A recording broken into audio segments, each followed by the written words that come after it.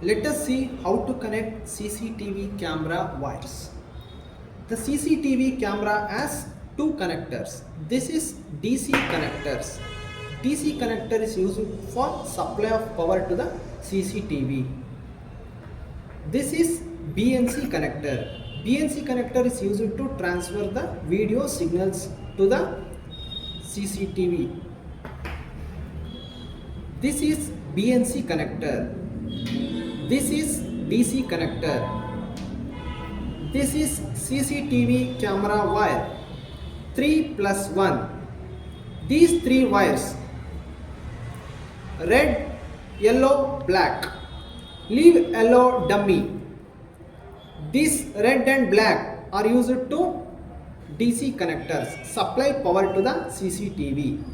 This is DC connector. DC connector also has black and red. Connect red color to red color. Black color to black color. Use insulation tape. Don't touch these two wires. Leave yellow color dummy. This is BNC connector wire. This is copper. This is common. This is BNC connector. It also contains black wire and red wire. The black wire is connected to the common silver color common wire.